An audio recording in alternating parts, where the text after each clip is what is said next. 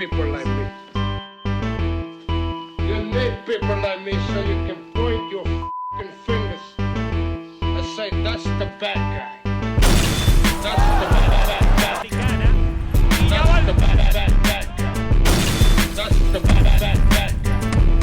That's the bad guy.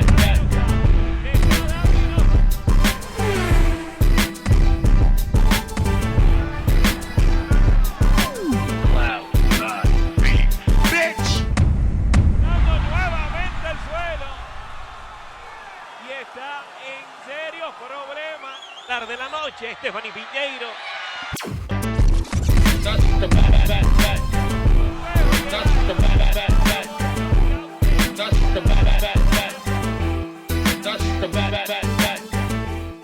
Welcome to the motherfucking relay. We're covering today's top boxing news. Okay, we'll start with this. A curious exchange between the two lightweight champions, Caroline Dubois and Terry Harper. Caroline said, "Camp has started," and tagged Terry Harper, to which Terry responded, "Can you let me know a date and venue, as all radio silence?" On my end, there are really two stories here. Not just the bit about Caroline and Terry fighting each other, but where would they fight and who would promote it? Boxer, presumably, but Boxer is said to be in between broadcasters right now. Did Sky Sports decide to renew with Boxer under different terms, or has Boxer already migrated to a different platform and they're in the process of finalizing that deal? Because to my knowledge, they still promote Caroline Dubois. Still her promoter.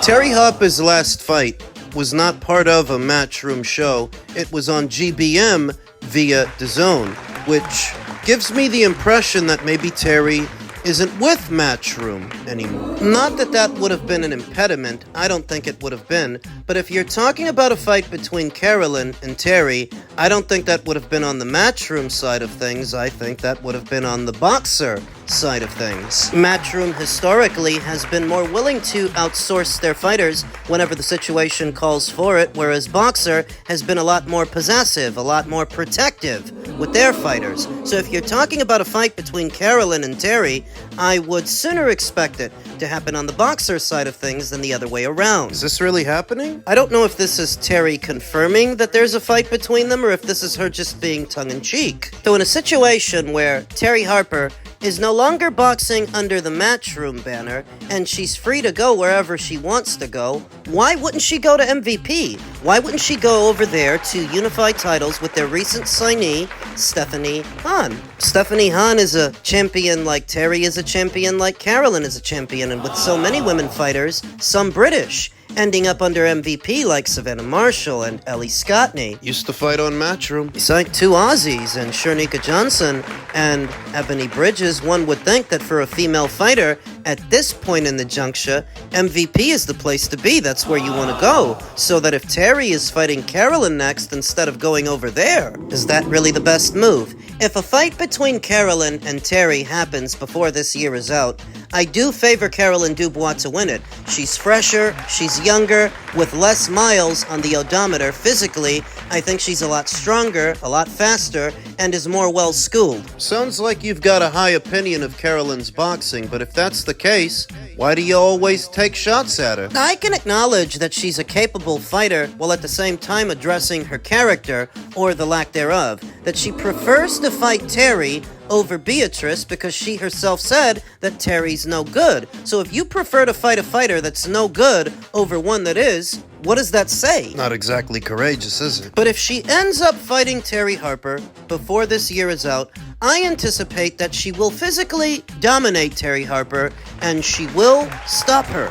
Terry Harper comes in at number 7 on the Ring IQ pound-for-pound list, the 3-weight world champion who's beaten 3 world champions apiece. Eva Wahlstrom for the WBC at 130, Henna Rankin for the WBA at 154, and more recently, unbeaten Rhiannon Dixon for the WBO at 135. 3 divisions, 3 champions. If Caroline Dubois beats her per the rules that govern the list, Carolyn Dubois will then get a spot, but it won't be the number 7 spot like Terry, because in beating Terry, that doesn't give Carolyn as robust a resume as Terry Harper's. No, if Carolyn wins, she'll get on the list, but likely in the bottom. In the last spot, number 10. The reason for it is that would be the only champion that Carolyn Dubois ever took a belt from, and she's only ever been a champion at one weight. She doesn't have a deeper resume than, say, Ellie Scottney, Gabby Fundora, Shernika Johnson. So in a situation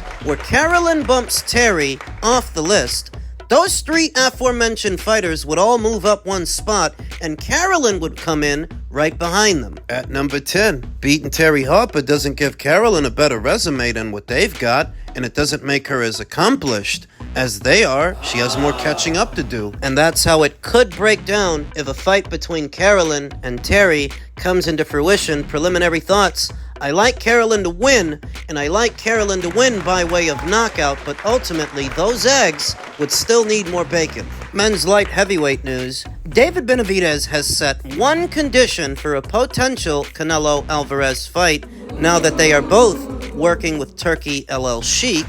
David Benavidez has laid down the conditions for a Canelo Alvarez fight, saying it must take place at light heavyweight. The pair were linked with a fight when Benavidez was WBC interim super middleweight champion, despite holding the mandatory position for over 2 years. Benavidez never got the title shot. The WBC did not make the order. While Canelo was not stripped of his belt, Benavidez eventually moved up to light heavyweight, where he would go on to become WBC champion by way of an email.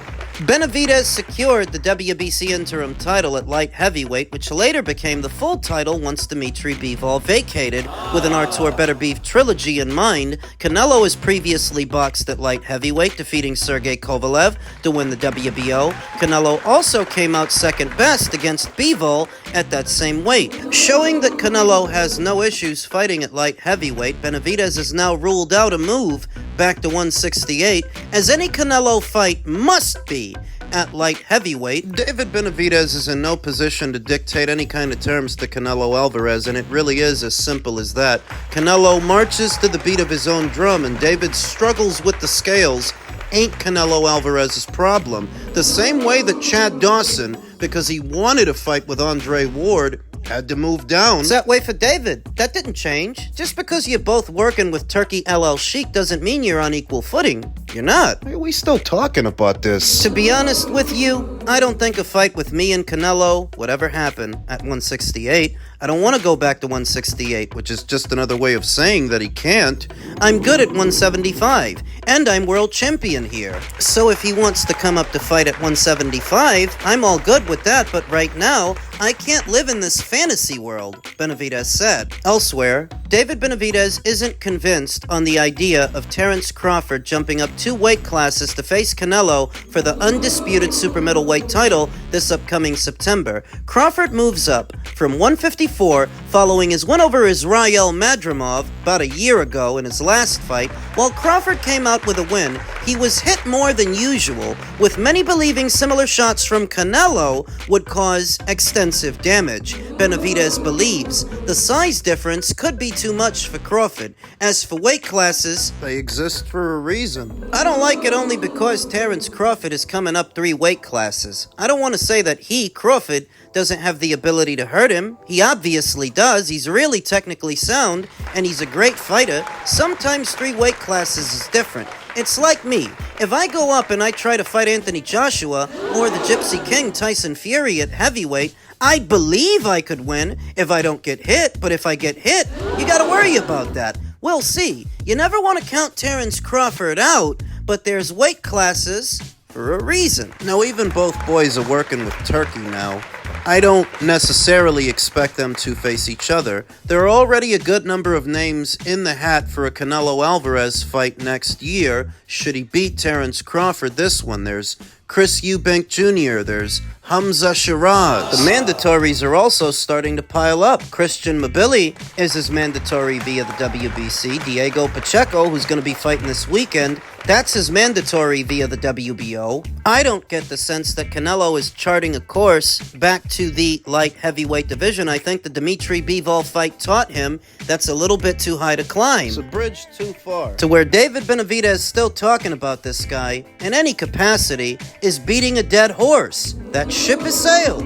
You could hate it, you could like it, you could love it, you can lump it. But I think that ship has sailed, and I don't think that fight is going to happen. Underneath it all, I think that David Benavidez resents having to campaign as a light heavyweight now, but he's got no choice. He can't make 168 anymore. Since moving up from 168, he hasn't been knocking people out. In spite of his nickname, he hasn't looked like a monster. But don't tell the American boxing scribes that and the content creators. Don't tell the boxing voices Nestor Gibbs that. He seems to think that choosing to fight Artur Beterbiev over David Benavidez is a cherry pick. Cherry pick for who, Dimitri? For David Benavidez, I think he said. I want Benavidez to fight Beterbiev. Bro, that's a cherry pick for sure. I was asking you, was Hamza a cherry pick? Fighting that old ass man is a cherry pick, bro. David's You gonna wild. run through What? that dude. Nah, hell no. Bro, the jig is up. Yo, champ, the They jig don't is up. talk about him, bro. 24 rounds, no knockdown, no fucking knockout. The jig What you is mean? up. The jig who is knocked out up. Bivol? Knocking out Callum Johnson and Joe Smith. Man, Shania Twain style. That don't impress me much. Go ahead and get in there with Nah. David. See what the fuck happened to that old man. All We're right, going to so turn him tell into David- a retiree. David's You gonna run wild. through What? that. Tell David to start saying his name, because David don't talk about Beterbiev for Bro, a reason.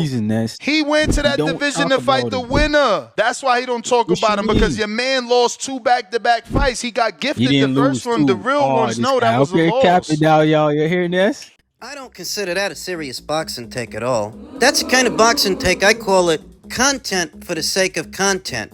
It's designed to elicit a reaction, to infuriate the audience. Deliberately bad. It's gotta be, because it's either Nestor don't know the ball from the bounce and he's a casual, Which I don't think, since he's been doing this a lot longer than I have, or it's deliberately bad in order to elicit a reaction, because how could anyone of sound mind and body think that Artur would be a cherry pick for David, who hasn't knocked anybody out since he moved up to light heavyweight? What, because of Artur Beterbiev's age? That's what makes him a cherry pick? David Benavidez was in there with a 37-year-old Alexander Vosdik, and after the midway point, it was David who slowed down. It was David who was laying on the ropes, and he didn't do to Vosdik what Artur did to Vosdik. How old was Vosdik in that fight? 37. David didn't kill him. David didn't drop him or stop him. Before you sermonize about how many knockdowns Artur didn't get in the Dmitry Bivol fight, he knocked everybody else out. Vosdik included. A younger Vosdik than the one that David Benavidez faced, a prime Vosdik, years ago. How many knockdowns has David Benavidez scored since moving up to light heavyweight, and how many knockouts, Nesta? Because if that's supposed to count against Artur in the Bivol fights, it should also count against David in all of his light heavyweight fights, of which there were only 2. The second one was against David Morrell, who's not much of a light heavyweight, and it's funny, because David couldn't knock him down, but you know who just did?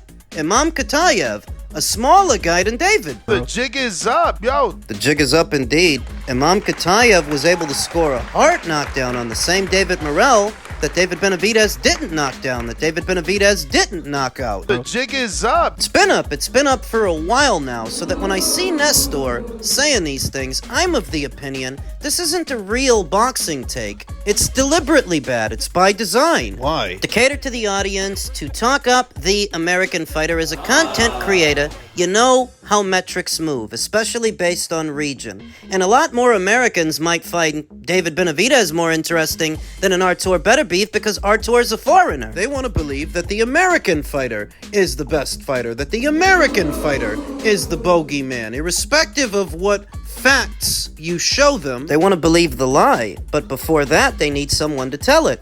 Enter Nestor Gibbs with a deliberately bad boxing take. So now David Benavidez is about to fight Anthony Yarde, in what I think is a fascinating fight. Anthony Yarde, who's been stopped 2 times already by heavier punchers than David Benavidez. Stopped by Sergey Kovalev years ago, stopped by Artur Beterbiev years later. So does David Benavidez stop him? I don't know, he hasn't stopped anybody in a while. He hasn't stopped anybody since he moved up to light heavyweight. And Nesta Gibbs knows that just as much as I or you. Been looking at the size of David Benavidez next to Anthony Yarde, and he looks heavy. Really heavy. He's gonna have to cut a lot of weight to get down to 175, which I think... He's gonna have a fat camp, not a fight camp. My previous video I talked about how when foreign fighters take a loss, it's not as bad for them as it is for American fighters. The reason for it is because American fighters are often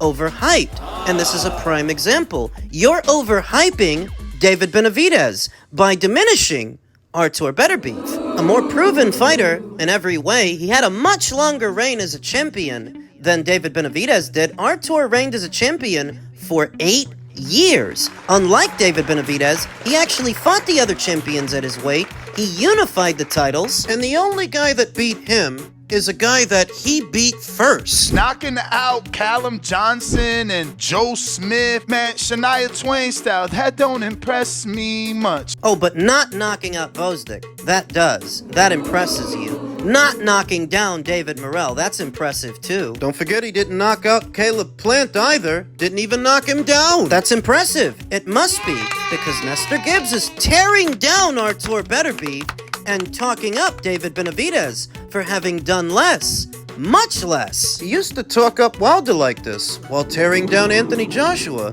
We see how well that worked out. For the same reason. Regional tribalism. He's gonna talk up the American and make him seem like he's better than what he is for no other reason than he's American. In order to elicit reactions, simultaneously cater to the audience that are more partial towards the American fighter than the foreigner. Problem with this is, you put this guy on a pedestal, and something happens after you've talked him up to this extent. It's harder to come back. It's harder to recover the aura they once had. It's gone. So that when a William Zepeda goes in there and loses to a Shakur Stevenson, because nobody hyped him up, because nobody said he was the greatest thing since sliced bread, he can lose without that added pressure. Nobody said he was God's gift to boxing. Nobody talked him up the way that you guys talked up Deontay Wilder, Errol Spence, now David Benavidez. Foreign fighters are not as overhyped as the American ones. That's why when the American ones lose,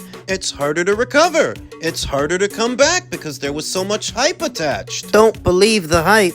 Even at 40 years old, Artur Beterbiev is a credible threat to David Benavidez because he doesn't have Dimitri Bivol's defense. He doesn't have Dimitri Bivol's movement. With David Benavidez, what you see is what you get. And what you get is a come-forward plotter who's trying to mix it up mid-range to inside, both shoulders square. Open for a counter. David Benavidez is not a hard guy to find in the ring, and neither is Artur Beterbiev. So if they were both in there at the same time, it's going to be a shootout.